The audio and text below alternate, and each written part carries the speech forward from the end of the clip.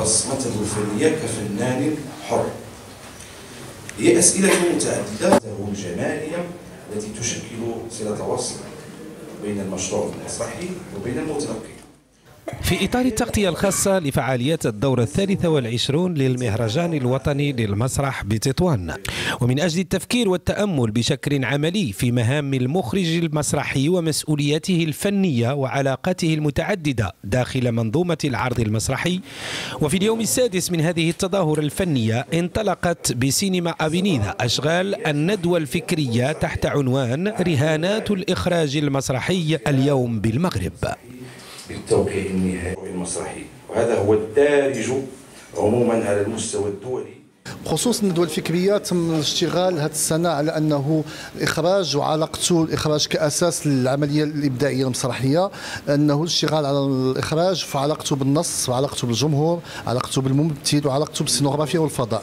في هذا الإطار 4 جلسات، كل جلسة مخصصة لمحور من المحاور اللي كتجمع 6 متدخلين بتخصصات مختلفة: حضور الكاتب، حضور المخرج، حضور الناقد، حضور الممثل، حضور المؤلف، من أجل طرح إعطاء الوضعية الحالية للمسرح المغربي في علاقته بهذه المحاور.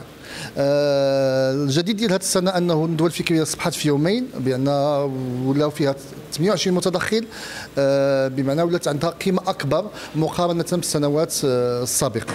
ذات عنوان آخر اسمه المخرج وقرينه بين قوسين السينوغراف. لأنني أعتبر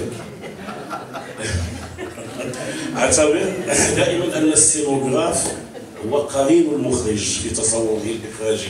حول انتظاراته من السينوغرافيا بطبيعة الحال ناصور صاحب المسرح المغربي المتنوع. إذن هي رؤية متعددة الأطراف والزوايا، انطلاقا من 4 محاور تجسد علاقات المخرج بالمبدعين المساهمين في العرض المسرحي كالكاتب والسينوغراف والممثل والمتلقي.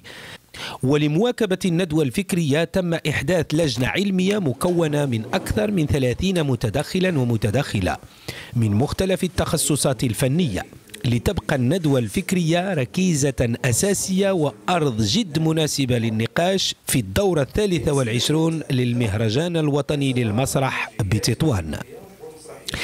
من تطوان لكم تحيات بعثة مابيل انتر تيفي، وائل الحاج سعيد وعلي الخصيب. عندنا مهرجان يحترمنا ويحترم منجزنا ويحترم